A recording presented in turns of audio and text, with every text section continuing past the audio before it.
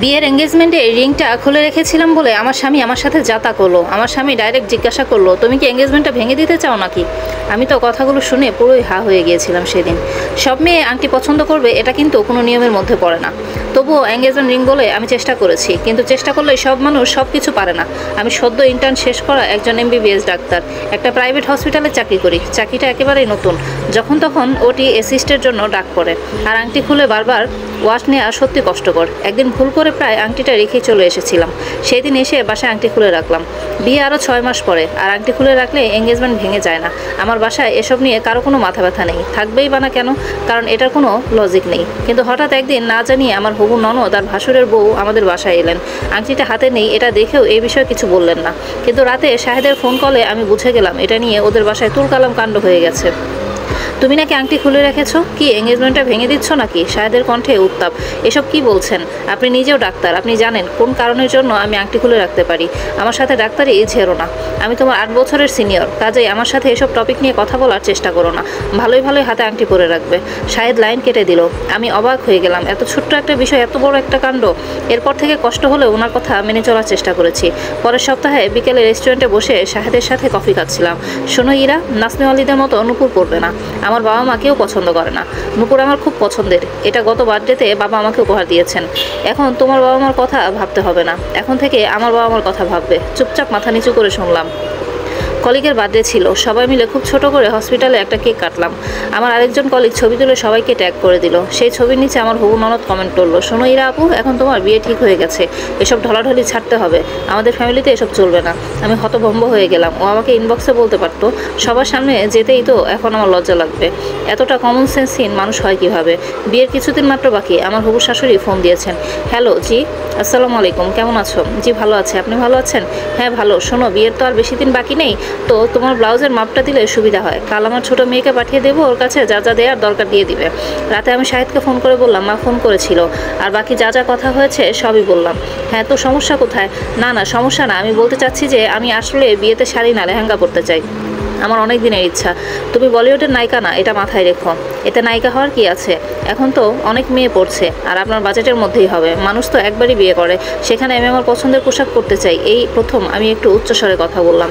তুমি আমার সাথে চিৎকার করো, এত বড় সাহস তোমার? আমি চিৎকার করিনি, আমি শুধু আমার পছন্দটা আপনাকে জানিয়েছি। চুপ, একদম চুপ। আমার মা যেটা পছন্দ করে দেবে সেটাই করবে, আর আমার ফ্যামিলি যেটা বলবে শুধুমাত্র সেটাই করবে। এর বাইরে পা বাড়ানোর চেষ্টা করবে না। আমি পছন্দ করি না। আমার খুব কান্না পাচ্ছিল। খাবার টেবিলে বাবা মা ভাই বোন সবাই ছিল। বাবা জানতে চাইলেন আমার কোনো সমস্যা হয়েছে কিনা, কেননা এই সময়টাতে তো মেয়েরা বেশ উৎফুল্ল থাকে। আমি কেননা এই সময়টাতে এরকম বেশি উৎফুল্ল ছিলাম না। এতদিন কোনো কিছু না জানালেও আজ আর পারলাম না, ঝরঝর করে কেঁদে ফেললাম আর সব কিছু খুলে বললাম। মা আমার মাথায় হাত রাখলেন। বাবা জিজ্ঞেস করলেন, আম্মু কালকে তোমার কোন ডিউটি আছে? আমি জানালাম মর্নিং ডিউটি। ঠিক আছে, তাড়াতাড়ি ফিরে এসো, পরে এসব নিয়ে কথা হবে, আর একদম কানাকাটি করবে না। মা বাবা পাশে আছে তো নাকি? এখন জলদি করে খেয়ে নাও তো আম্মু। পরদিন ডিউটি থেকে ফিরে আমি অবাক হয়ে গেলাম। দুপুরে খাওয়া দাওয়া চলছে, ওদের বাড়ির সকলকে নিমন্ত্রণ করা হয়েছে। খাওয়া শেষে আমার হবু শাশুড়ি বললেন, হঠাৎ কি ব্যাপার ভাই সাহেব?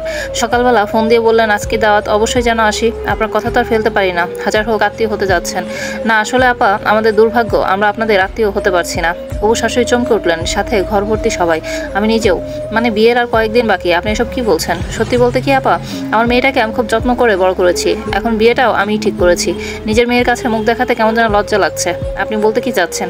বাবা মুখ গম্ভীর করে বললেন, আমার মেয়ে আংটি পছন্দ করে না, তবুও সে পড়েছে আপনাদের মন রক্ষার জন্য।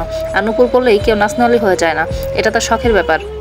ছেলে বন্ধু কলিগ থাকলেই, যেহেতু আমার মেয়ে একজন শিক্ষিত কর্মজীবী মেয়ে, সেটা নিয়ে আপনার ইন্টারমিডিয়েট ফেল করা মেয়ে কথা শোনাতে পারে না। আর এখনকার বিয়েগুলোতে বরকনে মিলে তাদের বিয়ের ড্রেস আপ করে, গেট আপ কেমন হবে তা ঠিক করে, আমাদের মতো বুড়ো হাবড়ারা ঠিক করে না। আর আপনার ছেলে তো বলেই দিয়েছে সব কিছু আপনার কথাই চলবে, আপনার ফ্যামিলির বাইরে যাওয়া যাবে না। নিজের বাবা মা চলেই যাক, কিন্তু তার বাবা মা ঠিক রাখতে হবে। এত কিছু শুনে আমি আমার মেয়েটাকে কি করে নরকে ধাক্কা দিয়ে ফেলে দিতে পারি বলুন তো? না না শুনুন, আপনাদের কোথাও ভুল হচ্ছে। জি আপা, ভুল হয়েছিল। বয়সে 8 বছরের বড় একটা ছেলের সাথে শুধুমাত্র তার ডিগ্রি দেখে মেয়ের বিয়ে ঠিক করেছিলাম, এটা আমার জন্য লজ্জা। আমি ছেলের সংস্কার দেখিনি, ছেলের মনে আমার মেয়ের জন্য কোনো কোমলতা আছে কিনা সেটাও দেখিনি।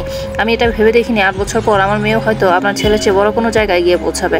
আপনার ছেলের কোনো দোষ নেই, আসলে ব্যাপারটা জেনারেশন গ্যাপ হয়ে গেছে, যেটা আমি বুঝতে পারিনি। 8 বছর অনেক লম্বা একটা সময়। ইরা আম্মু আংটিটা খুলে দিয়ে দাও। আমি আব্বুর কথা মতো কাজ করলাম। মনে মনে বলছিলাম এরা কখন যাবে, আমি আমার আব্বুকে জড়িয়ে ধরবো। আব্বু আংটিটা শাহেদের হাতে দিয়ে বলল, বাবা শোনো, তুমি বরং তোমার মেন্টালিটির সাথে ম্যাচ করে এমন কোনো মেয়ে বিয়ে করো যে তোমার কথায় উঠবে বসবে। তোমার মায়ের কথায় বাথরুমে যাবে আসবে, তোমার বোনের পারমিশন নিয়ে ফেসবুকে মেসেঞ্জার চালাবে। এবার তোমরা আসো বাবা। মেয়েটা ডিউটি থেকে অনেক কষ্ট করে এসেছে, সকালে ঠিক মতো খাওয়া দাওয়া করেনি, রাতেও না। সবাই বের হয়ে গেল। আমি আব্বুকে জড়িয়ে ধরলাম। অনার্স সেকেন্ড ইয়ারে পড়া ছোট ভাই এসে বলল, কিরে আপু, লেহেঙ্গার কি খুব বেশি দাম নাকি? আমি চোখ পাকিয়ে বললাম, কেন, তোর কেউ আছে নাকি? আরে না না, কি যে বলিস, আমি তো এমনি জিজ্ঞেস করেছিলাম। বেচারা কোনো মতে পালিয়ে গেল। আমি সহ আব্বু আম্মু সবাই হেসে উঠলাম। অনেকদিন পর স্বস্তির হাসি। লেখাটা সুবর্ণা শারমিন, নিশিয়াপুর। গল্পটা আসলেই মানুষের জীবনের সাথে মিলে গেল খুব। কারণ এখনকার সময়ে ছেলেরা বিয়ে ঠিকই করে, কিন্তু তারা বাবা মা ভাই বোন এদের সবার পারমিশন নিয়ে সব কিছু করতে চায়। এটা তারা ভাবে না যে তারা একটা বাড়ির মেয়ে নিয়ে এসেছে, তার ঠিক মতো যত্ন করা, তার ভালো লাগা মন্দ লাগা সব কিছুর যত্ন নেওয়া উচিত। এসব কিছু না থাকলে নিজেদের মধ্যে সম্পর্কটা ভালো হয় না।